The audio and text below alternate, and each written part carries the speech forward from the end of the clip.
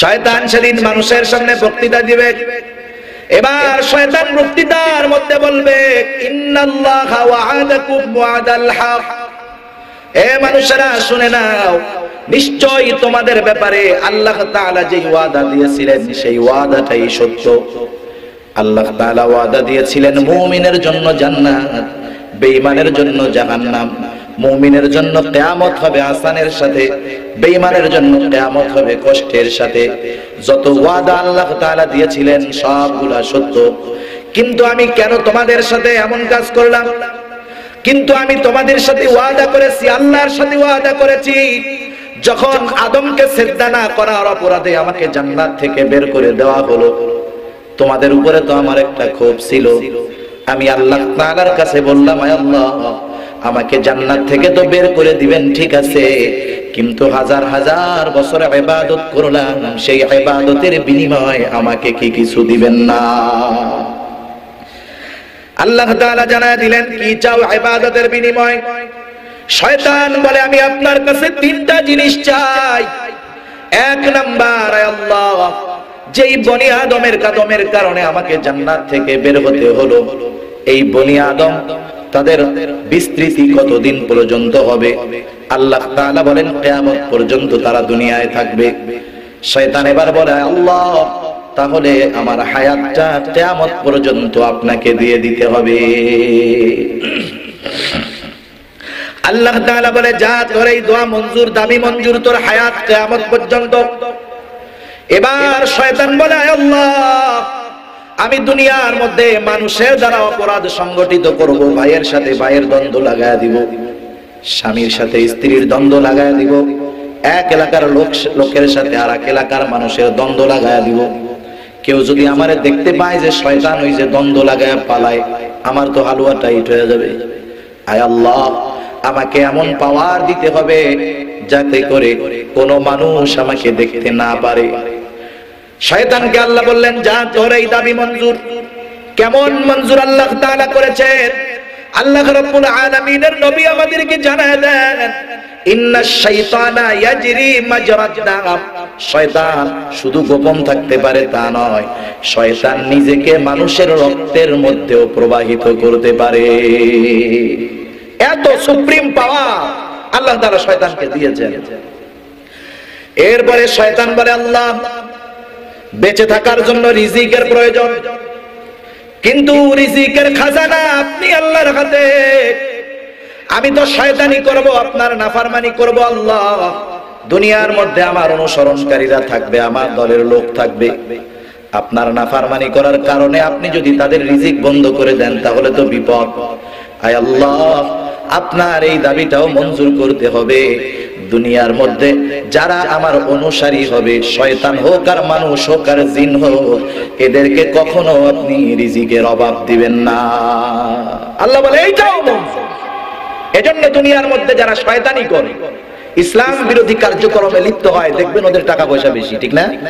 কারণ শয়তান দোয়া করেছে, আল্লাহ কবুল করছে, এই জন্য পায়। এটা দেখে আফসোস করার কোনো কিছু নেই। শয়তান যখন এই তিনটা জিনিস পেয়ে গেল, এবার শয়তান আল্লাহরে বলে, আল্লাহ তাআলা সেই কথা বলেন। আল্লাহ বলতেছে, শয়তান কি বলে? ক্বালা ফাবি ইজ্জাতিকা লা উযিয়ান্নাহুম আজমাইন। বলে, আল্লাহ, আপনার ইজ্জতের কসম, আমি এইগুলারে সবগুলারে পথভ্রষ্ট করে ফেলবো, সবগুলাকে আমি জাহান্নামের পথে নিয়ে যাব, পথভ্রষ্ট বানায় ফেলবো। তবে শয়তানি বলতেছে, ইল্লা ইবাদাকা মিনহুমুল মুখলাসিন, তবে আপনার মুখলেস বান্দা ছাড়া, খাঁটি বান্দা ছাড়া যারা আছে সবগুলাকে আমি জাহান্নামের পথের পথিক বানায় দিব। শয়তান সেই কথা বলে, ওয়া ওয়া'আদতুকুম ফাআখলাফতুকুম, আমি তোমাদের ব্যাপারে এই ওয়াদা করেছি যে আমি তোমাদেরকে পদস্খলন করব, পথভ্রষ্ট করব। ওয়া ওয়া'আদতুকুম ফাআখলাফতুকুম, এটা তো আমার ওয়াদা ছিল সেই আল্লাহ তাআলার কাছে তোমাদের বাবা সৃষ্টির পরে। সুতরাং আমি যেটা ওয়াদা করেছি সেটা করেছি। আমি তো তোমাদের উপরে কোনো প্রেসার ক্রিয়েট করি নাই। ওয়া মা কানা লিয়া আলাইকুম মিন সুলতান, তোমাদের উপরে আমার কোনো প্রভাব ছিল না, ক্ষমতা ছিল না, কারণ আমি শয়তান তোমাদের রিজিক দাতা না। আমি শয়তান তোমাদেরকে হায়াত দেই না, তোমাদের কোনো কিছু কল্যাণ অকল্যাণ করার ক্ষমতা আমার উপরে ছিল না। আমার আপনার উপরে সব ক্ষমতা আছে। কার? আওয়াজ দিয়ে বল। আমার রিজিকের মালিক আল্লাহ, আমার সুস্থতার মালিক আল্লাহ, আমার সম্মানের মালিক আল্লাহ। পরিপূর্ণ প্রভাব আমার আপনার উপরে আছে আল্লাহর। সেই কথাই শয়তান বলে, ওয়া কানা লি আলাইকুম মিন সুলতান, তোমাদের উপরে আমার কোনো ক্ষমতা ছিল না, প্রভাব ছিল না।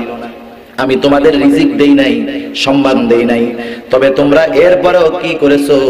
আমি যখন তোমাদেরকে আহ্বান করেছি, একটা কাজ করেছি, ইল্লা আন দাআউতুকুম ফাস্তাজাবতুম লি ইয়াওমা নাদউ কুল্লা উনাসিন বিইমামিহিম। আল্লাহ তাআলা বলেন, আমি সব মানুষকে তাদের নেতা সহ আমার কাছে আহ্বান করব। যার নেতা হবে বদ্দিন, যার নেতা হবে আব্রাহাম লিঙ্কন, যার নেতা হবে লেনিন, ওর অবস্থা কি হবে নিজেই বোঝেন। কিন্তু যার নেতা হবে মুহাম্মাদুর রাসূলুল্লাহ, ওই কঠিন হাসরের দিন তার কোনো চিন্তা নাই, সে নিশ্চিন্তে আল্লাহর জান্নাতে চলে যাবে। যার নেতা হবে শয়তান, তার পরিস্থিতি কি হবে? কিয়ামতের ময়দানে আপনার নেতা যে, আমার নেতা যে, ওই কঠিন মুসিবতের দিন আমাদেরকে সান্ত্বনা দিবে। নবী মুহাম্মদ সাল্লাল্লাহু আলাইহি ওয়াসাল্লামের উম্মতদেরকে তিনি সান্ত্বনা দিবেন। কারণ হাসরের ময়দানে আমার আপনার নেতা যদি মুহাম্মাদুর রাসূলুল্লাহ হয়, আমার আপনার নেতা আগে যাবেন না, তার সব উম্মতকে জান্নাতে প্রবেশ করানোর নিশ্চয়তা নিয়েই তিনি জান্নাতে ঢুকবেন। এর আগে আমার আপনার নবী আল্লাহর জান্নাতে ঢুকবে না। এমন নেতাকে বাদ দিয়ে দুনিয়ার নেতাকে কেমন করে মানুষ গ্রহণ করে, এটা আমার বুঝে আসে না। আর যেই মানুষগুলা শয়তানকে নেতা বলবে, আল্লাহ তাআলা নেতা সহ ডাকবে, ওরা তো দুনিয়ার মধ্যে শয়তানের অনুসরণ করেছে, শয়তানকে এবার খুঁজতে থাকবে, শয়তানকে খুঁজতে থাকবে। ইতিমধ্যে তারা দেখতে পাবে শয়তান এক কোণার মধ্যে আছে।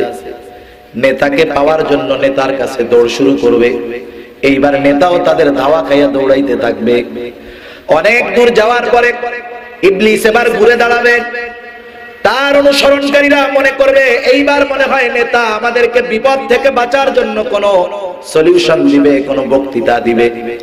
শয়তান সেই দিন কিয়ামতের ময়দানে তার দলের লোককে কি বক্তৃতা দিবে, আল্লাহ রাব্বুল আলামিন সেই বক্তৃতাটাও কোরআনুল কারীমে আল্লাহ জানায় দিয়েছে। শয়তানের বক্তৃতা আল্লাহ জানায় দিয়েছে। এরপরেও যদি হুঁশ না হয়, এর চাইতে কপাল বড় আর কেউ থাকতে পারে না।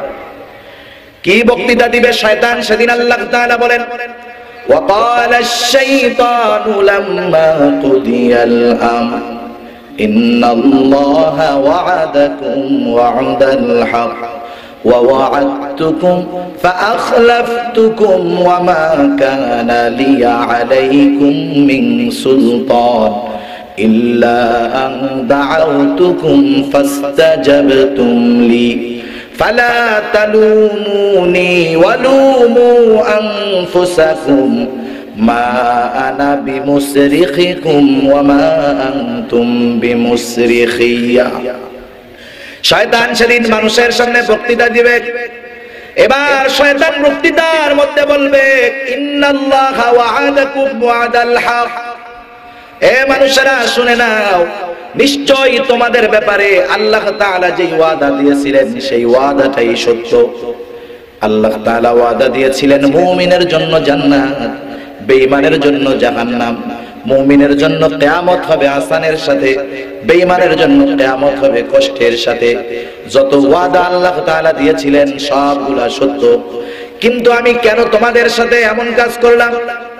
কিন্তু আমি তোমাদের সাথে ওয়াদা করেছি, আল্লাহর সাথে ওয়াদা করেছি, যখন আদমকে সিজদা না করার অপরাধে আমাকে জান্নাত থেকে বের করে দেওয়া হলো, তোমাদের উপরে তো আমার একটা ক্ষোভ ছিল। আমি আল্লাহ তাআলার কাছে বললাম, আয় আল্লাহ, আমাকে জান্নাত থেকে তো বের করে দিবেন, ঠিক আছে, কিন্তু হাজার হাজার বছর ইবাদত করলাম, সেই ইবাদতের বিনিময়ে আমাকে কি কিছু দিবেন না? আল্লাহ তাআলা জানায় দিলেন, কি চাও ইবাদতের বিনিময়ে? শয়তান বলে, আমি আপনার কাছে তিনটা জিনিস চাই। এক নাম্বার, আল্লাহ যেই বনি আদমের কাদমের কারণে আমাকে জান্নাত থেকে বের হতে হলো, এই বনি আদম তাদের বিস্তৃতি কতদিন পর্যন্ত হবে? আল্লাহ তাআলা বলেন কিয়ামত পর্যন্ত তারা দুনিয়ায় থাকবে। শয়তান এবার বলে, আল্লাহ তাহলে আমার হায়াতটা কিয়ামত পর্যন্ত আপনাকে দিয়ে দিতে হবে। আল্লাহ তাআলা বলে, যা তোর এই দোয়া মঞ্জুর, দাবি মঞ্জুর, তোর হায়াত কিয়ামত পর্যন্ত। এবার শয়তান বলে, আল্লাহ আমি দুনিয়ার মধ্যে মানুষের দ্বারা অপরাধ সংগঠিত করব, ভাইয়ের সাথে ভাইয়ের দ্বন্দ্ব লাগায় দিব, স্বামীর সাথে স্ত্রীর দ্বন্দ্ব লাগায় দিব, এক এলাকার লোকের সাথে আর এক এলাকার মানুষের দ্বন্দ্ব লাগায় দিব।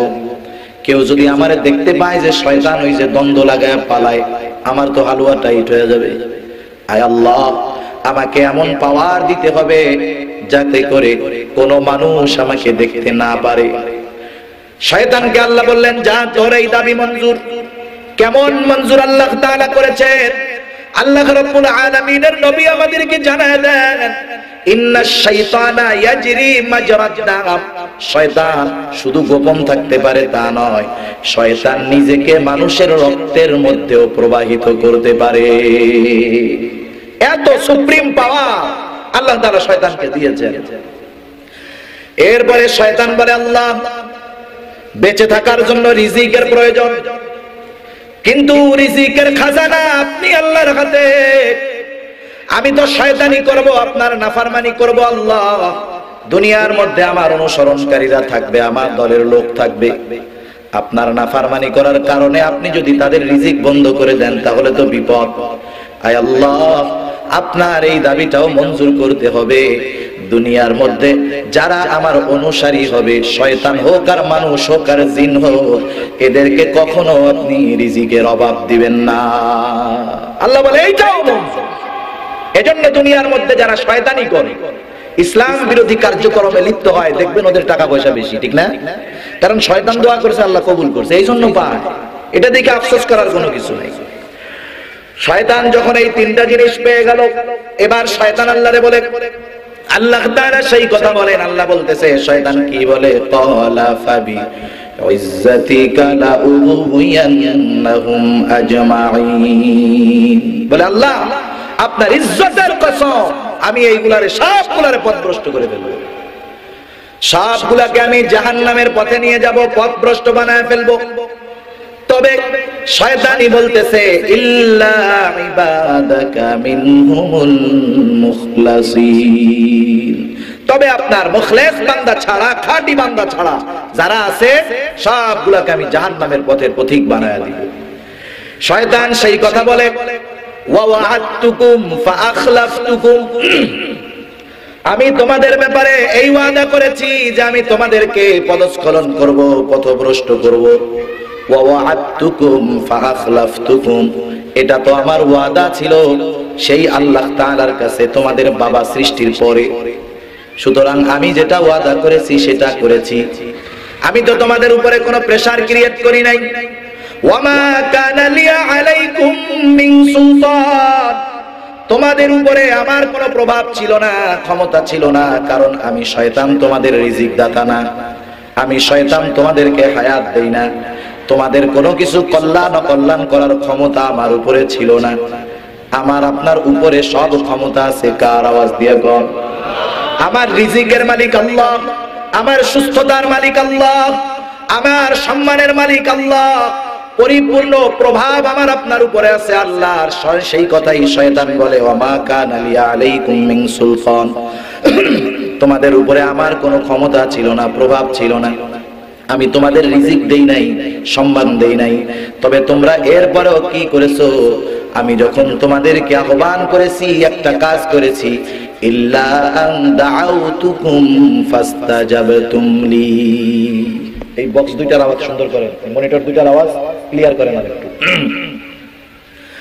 তবে আমি যখন তোমাদেরকে আহ্বান করেছি, ডেকেছি, তোমরা আমার ডাকে সাড়া দিয়েছো। যখন আমি অথবা আমার দলের লোক বলেছি আসো চুরি করতে হবে, আসছো। যখন বলেছি আসো ইসলামের বিরুদ্ধে স্লোগান দিতে হবে, তোমরা চলে আসছো। যখন আমি তোমাদেরকে বলেছি আসো উলামায়ে কেরামকে গালাগালি করতে হবে, তোমরা চলে আসছো। শুনে নাও, আজকে এই কঠিন মুসিবতের দিন তোমাদেরকে, আজকে তো আমি বড় বিপদে আছি, শুনে নাও, ফালা তালুমুনি ওয়ালুমু আনফুসাকুম, আজকের এই অবস্থার জন্য আর তোমরা আমাকে বকাঝকা করো না, তোমরা তোমাদের কর্মের জন্য নিজেরা নিজেদেরকে ভৎসনা করো। এ বক্তব্য কার? জানাচ্ছেন কে? জোরে বলেন। বক্তব্য জানাইছে কে? এই আল্লাহ জানাইছে। কে জানাইছে? কথা কি শুনতেছেন খেয়াল দিয়া? নাকি জুমার দিন যেমন খতিব সাহেবের বক্তব্য শুনতে শুনতে ঘুমায় যান, এরকম হইতেছে নাকি? জবাব দিতে হবে। আপনারা জবাব দিলে আমি বুঝতে পারবো যে কথা বুঝতেছেন। কারণ আমি যতটুকু চেষ্টা করতেছি আল্লাহর নামে, আমি আমার সর্বোচ্চটা দিয়ে আপনাদের বোঝানোর চেষ্টা করতেছি। এরপরে যদি আপনারা না বুঝেন অথবা বোঝার পরে যদি চুপ করে থাকেন, তাহলে আমার কষ্ট আর দেখানোর জায়গা নেই। বক্তব্যটা কার? শয়তানের। বক্তব্যটা কার? বক্তব্য যে দিবে এই বক্তব্য জানাচ্ছেন কে? তাহলে শয়তান যে এই বক্তব্য দিবে এর মধ্যে কোনো সন্দেহ নাই। দেখেন, এই শয়তানের দলের অনুসরণ করি, শয়তানকে আমরা নেতা মানি, সেজন্য প্রত্যেকটা মুমিন তার নবীকে নেতা মানবে। আর দুনিয়ার নেতা আর নবী নেতা তফাৎ আছে। দুনিয়ার নেতাদের বক্তব্যের মধ্যে আশ্বাস পাওয়া যায়, বিশ্বাস পাওয়া যায় না, কিন্তু নবীরা হলেন এমন নেতা যেই বক্তব্যের মধ্যে আশ্বাস নয়, বিশ্বাসের চূড়ান্ত অবস্থা থাকে। কারণ আমি ছোটবেলায় আমাদের এলাকায় যারা চেয়ারম্যান ইলেকশন করে, চেয়ারম্যানই বা যে কোনো নির্বাচনের সময় এসে গণসংযোগ করে বক্তৃতা দেয় না, এই রাস্তাটা পাকা হবে, এটা ব্রিজ হবে, এটা হবে।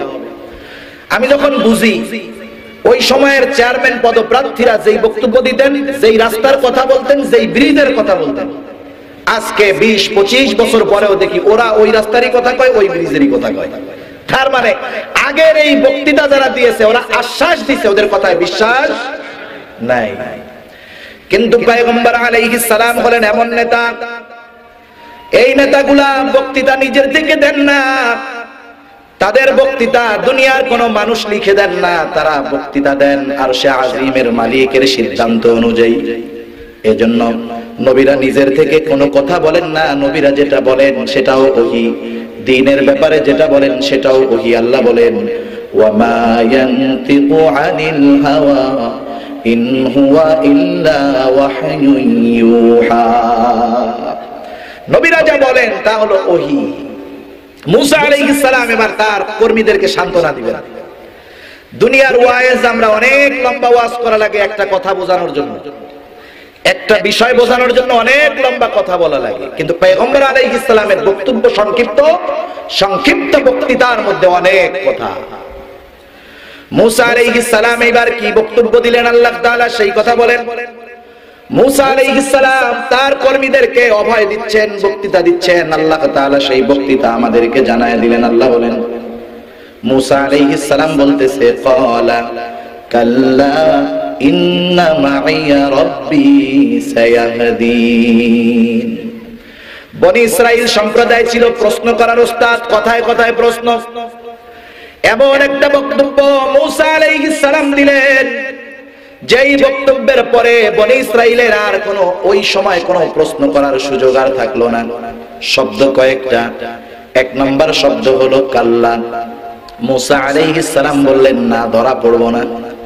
ওরা দুইটা নিশ্চয়তাবাচক বাক্য শব্দ লাগাইছে যে আমরা ধরা পড়ে যাব। একটা তাগিদ হলো ইন্না, আর একটা তাগিদ হলো লামে তাগিদ। ওরা বলতেছে ইন্না লামুদরাকুন, অবশ্যই অবশ্যই আমরা ধরা পড়ে যাব। মুসা আলাইহিস সালাম জবাবে বলেন, কাল্লা, কখনোই ধরা পড়ব না। উনি লা শব্দ বলেন নাই। যেমন আমার একজন বলল, হুজুর চা খান, আমি বললাম না, খাবো না, তার মানে এখন খাবো না। আর যদি বলি কাল্লা, তাহলে চা কখনোই খাবো না। মুসা আলাইহিস সালাম যদি বলতেন লা, ধরা পড়বো না, ওরা কইতো আজকে নয় পড়লাম না, আরেকদিন কি হবে? কারণ যেই শত্রু একবার হাত ছাড়া হয়, ওরে যদি দ্বিতীয়বার পায় কাজা সহ আদায় করে, ঠিক কিনা বলেন? দ্বিতীয়বার যদি ধরা পড়ি ওর হাতে, হয়তো খতম হয়ে যাবে আরো কঠিন আকারে। ওদের প্রশ্নের সুযোগ মুসা আলাইহিস সালামের জবাবের মধ্যে নাই। মুসা আলাইহিস সালাম বললেন, কাল্লা, আমরা কখনোই ফিরাউনের হাতে ধরা পড়বো না, আজকেও পড়বো না, ভবিষ্যতেও পড়বো না। সুবহানাল্লাহ বলেন। এখন বাঁচবো কেমনে, রাস্তা তো সামনে নাই। মুসা আলাইহিস সালাম বলেন, ইন্না মাইয়া রাব্বি সায়াহদিন, আমার রব আমার সাথে আছে, তিনি পথ দেখায় দিবেন। কোন পথে ফেরাউনের হাত থেকে বাঁচতে হবে আল্লাহ দেখায় দিবে। আল্লাহ তাআলা বলেন, আমিও তারে পথ দেখায় দিলাম। কেমনে দেখাইলো? আল্লাহ বলেন, ফাআউহাইনা ইলা মূসা আন ইদরিব বিআসাকাল বাহর فانفلق فكان كل فرق كالطود العظيم। আল্লাহ রাব্বুল আলামিন বলেন, মূসা আলাইহিস সালামের কাছে আমি প্রত্যাদেশ প্রেরণ করলাম। ফাআউহাইনা ইলা মূসা আন ইদরিব বিআসাকাল বাহর, আল্লাহ বললেন, ও মূসা তুমি তোমার হাতের লাঠিটা দিয়া সাগরের উপরে আঘাত করো। মূসা আলাইহিস সালাম আঘাত করলেন, পানিগুলা দুই ভাগে বিভক্ত হয়ে গেল, দুই দিকে সরে গিয়ে পাহাড় সাদৃশ্য উঁচু দেয়ালের মতো হয়ে গেল, মধ্যখান দিয়ে বিশাল রাস্তা তৈরি হয়ে গেল। মুফাসসিরিন ইকরাম বলেন, আল্লাহ তাআলা বাতাসকে সূর্যের আলোকে আদেশ করলেন, মুহূর্তের ভিতরে ওই কাদাযুক্ত রাস্তাটা শুকনা ঠনঠনা হয়ে গেল। এবার মূসা আলাইহিস সালাম উম্মতদেরকে নিয়ে পথ পাড়ি দিলেন। আল্লাহ তাআলা সেই কথা কোরআনুল কারীমের মধ্যে জানায় দেন। আল্লাহ বলেন, ওয়াজাওয়াজনা বিবানি ইসরাঈলাল বাহরা ফাআতবাআহুম ফিরআউন ওয়া জুনুদুহু বাগয়ান ওয়া আদওয়া। আল্লাহ তাআলা বলেন, আমি এক দলকে নাজাতের ব্যবস্থা করে দিলাম, বনি ইসরাইলদেরকে বিপদ থেকে উদ্ধার করলাম। আর মূসা আলাইহিস সালামের উম্মতেরা পথ পাড়ি দিতে শুরু করলো। ফেরাউন তার বাহিনী নিয়ে রাস্তার পাশে এসে দাঁড়াইলো। ফেরাউন কিন্তু খুব ভালো মতো এটা জানে, যেই পথ দিয়া বনি ইসরাইল আমার হাত থেকে বেঁচে গেল, ওই পথটা ওদের জন্য যেমন নিরাপদ, আর এই পথটা তার চাইতেও বেশি অনিরাপদ আমার জন্য। কিন্তু ওই রাস্তার মধ্যে নামতে বাধ্য হয়েছে, আল্লাহ তাআলা ওরে নামাইয়াই ছাড়ছে। আল্লাহ তাআলা সেই কথা বলেন, ফাআতবাআহুম ফিরআউন ওয়া জুনুদুহু বাগয়ান ওয়া আদওয়া। ফেরাউন এবার তাদের অনুসরণ করা শুরু করলো সৈন্য সামন্ত সহ দাম্ভিকতার সাথে। এপার দিয়ে যখন মূসা আলাইহিস সালাম তার উম্মতদেরকে নিয়ে সাগরের অপর পারে চলে গেলেন, ফেরাউন তার বাহিনী নিয়ে লোহিত সাগরের মাঝে রাস্তা যার জন্য তৈরি করা হয়েছে তারা তো চলে গেছে, রাস্তার আর দরকার আছে নাকি? এই যে এত সুন্দর সামিয়ানা, কত সুন্দর মঞ্চ, কত লাইটের আয়োজন, যখন আখেরি মোনাজাত হয়ে যাবে এগুলা থাকবে না, এগুলা ভেঙে ফেলা হবে। তাহলে এই আয়োজন আপনাদের জন্য, এই আয়োজন করা হয়েছে, আলোচনা হবে, দ্বীনি মুযাকারা হবে, এই জন্য আলোচনা শেষ, এগুলার দাম আছে এই মনে করবে নাকি? না, এত মানুষ আসছে, হুজুররা আলোচনা করছে, বরকতান আগামী দিন দুপুর পর্যন্ত থাক, রাখবে এরকম? রাখবে না। যারা ডেকারাটার ওরা রাতের মধ্যে খুইলা পারলে পরের দিন শুকানোর চেষ্টা করবে।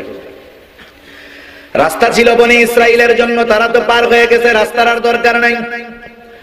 আল্লাহ রাব্বুল আলামিন আদেশ করলেন, ও পানি, এখন আর তোমাদের দাঁড়ায় থাকার দরকার নাই, আগের অবস্থায় ফিরে যাও। এইবার দুই দিকের পাহাড় সাদৃশ্য পানির দেয়াল একসাথে চাপা দিল ফেরাউন বাহিনীকে।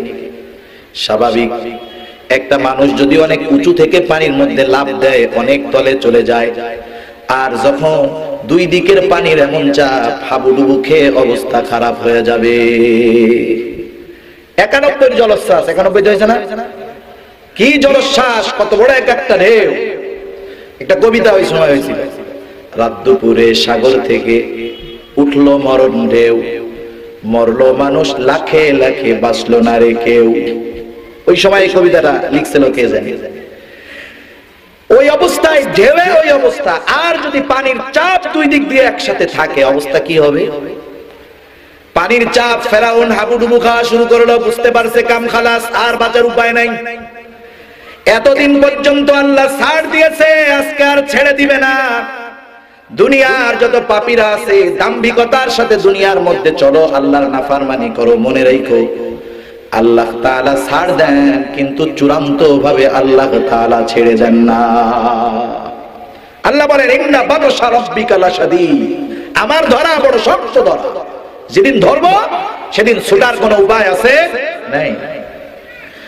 এবার ফেরাউন হাবুডুবু খাওয়া শুরু করেছে। আল্লাহ বলেন হাত্তা ইদা আদরাকাহুল গরাকু ক্বালা আমানতু আন্নাহু লা ইলাহা ইল্লাল্লাযী আমানাত বিহি বানু ইসরাঈল।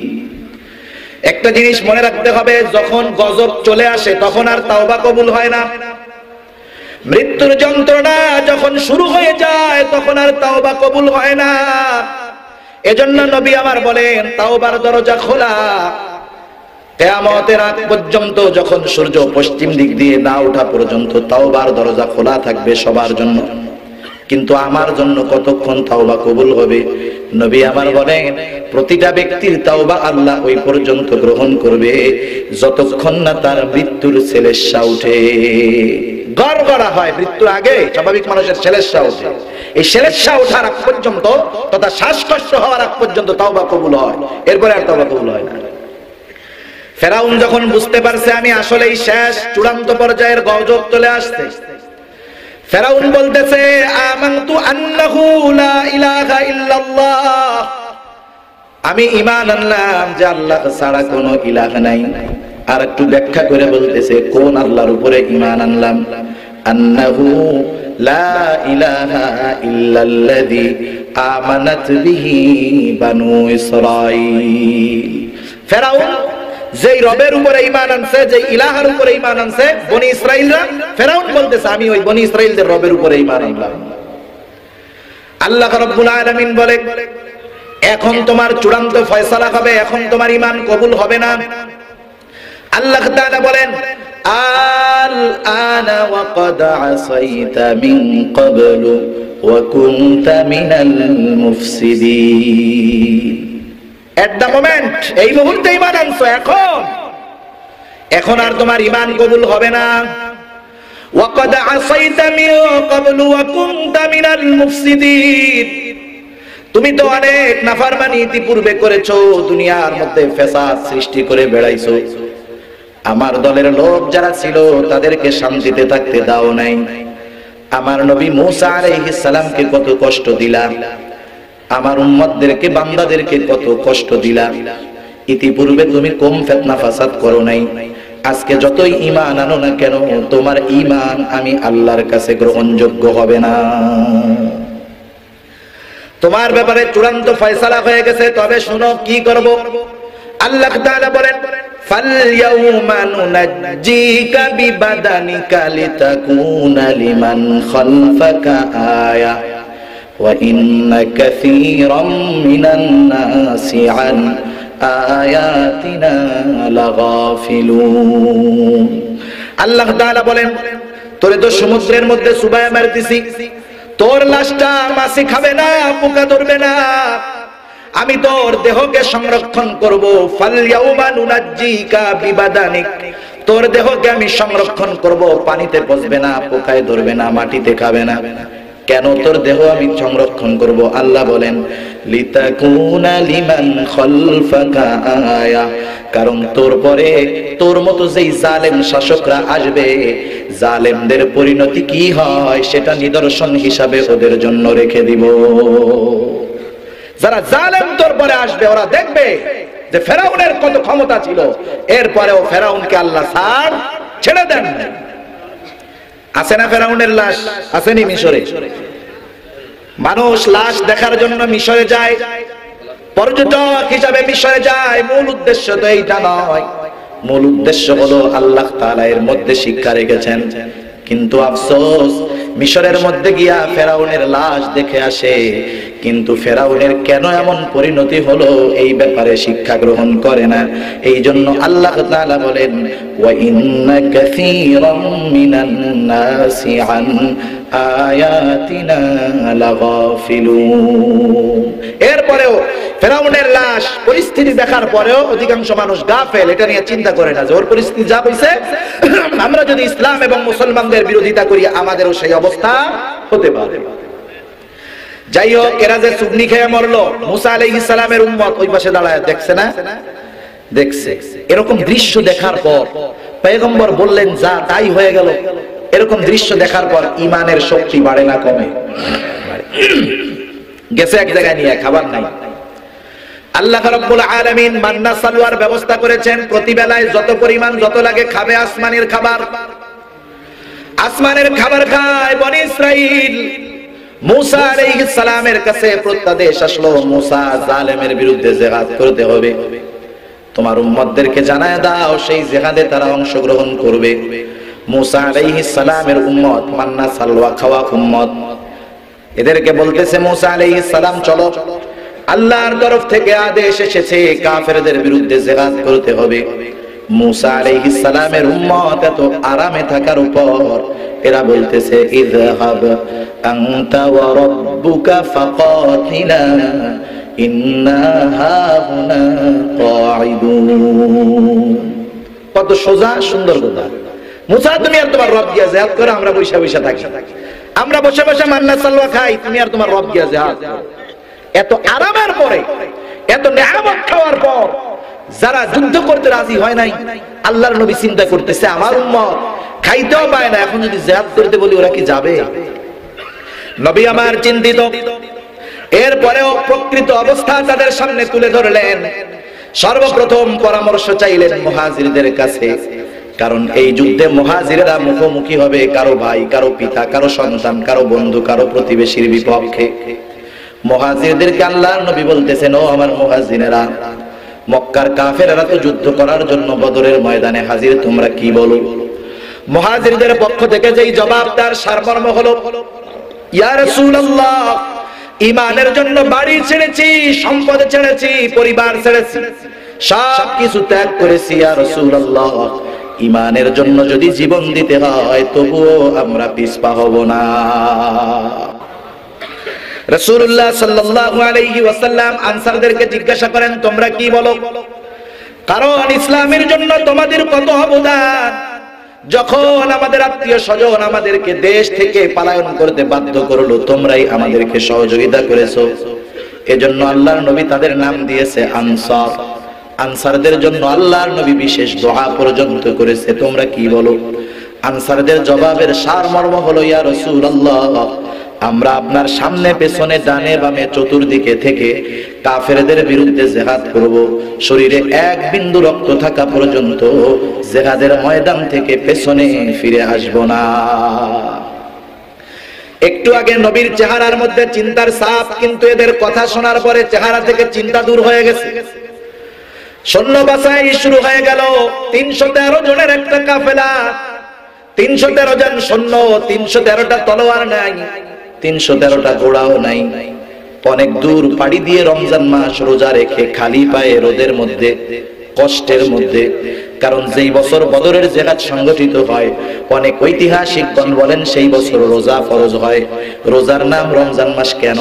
কারণ ওই মাসটা ছিল প্রচন্ড গরমের মাস, সেই জন্য ওই নামটা হয়েছে রমজান। মানুষেরা রোজা না খাওয়া, মরুভূমির উত্তাপের মধ্যে, বালুর মধ্যে পায়ে হেঁটে, কেউ বা পায়ে হেঁটে, কেউ বা ছোট সাওয়ারিতে চড়ে, কারো হাতে তলোয়ার, কারো দুই হাতে দুইটা পাথর, কারো দুই হাতে দুইটা খেজুরের ডাল। 313 জন লড়াই করার জন্য রওনা হয়ে গেছে তৎকালীন সময়ের সবচেয়ে আধুনিক সমরাস্ত্রে সুসজ্জিত 1000 কাফেরের বিরুদ্ধে।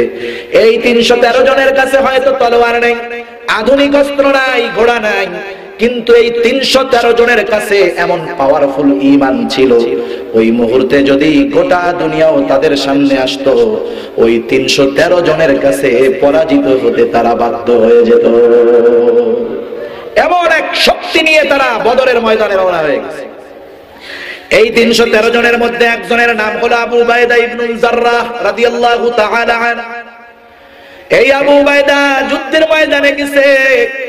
শুধুমাত্র আমি যদি আপনাদের সামনে আবু উবাইদার ফাজাইল সম্পর্কে বর্ণনা করি, অনেক সময়ের দরকার। এই লোকটা গেছে যুদ্ধের ময়দানে, যাওয়ার পরে দেখে আবু উবাইদার বাবার নাম হলো জাররাহ, সে হলো কাফের। ও গিয়া দেখে কাফেরদের সাথে মুসলমানদের বিপক্ষে যুদ্ধ করার জন্য আবু উবাইদার বাবাও আসছে। অনেক দিন পর বাবার চেহারা দেখছে, যদিও বাবা কাফের। বাবা মা যদি কাফের হয়, ইসলাম এত সুন্দর, ইসলাম বলে তোমার মা বাবা যদি কাফের হয় ওই মা বাবার সাথে তুমি ভালো আচরণ করবা, সদাচরণ করবা। বাপকে দেখা বাবার মহব্বত অন্তরে জাগ্রত হয়ে গেছে। ও চিন্তা করছে যুদ্ধ করব, কিন্তু বাবার থেকে সরে সরে সরে সরে করবে। লড়াই শুরু করেছে নিয়ত কইরা, কিন্তু আমি আপনি যাই নিয়ত করি না কেন, আমি আপনি যাই নিয়ত করি না কেন, কিন্তু কর্মফলের নির্ধারক কে? আওয়াজ দিয়া গণ আল্লাহ তাআলা। কর্মফলের নির্ধারক হলো তিনি। আল্লাহ চান আজকে আবু উবাইদা বাবার থেকে দূরে সরতে পারবে না।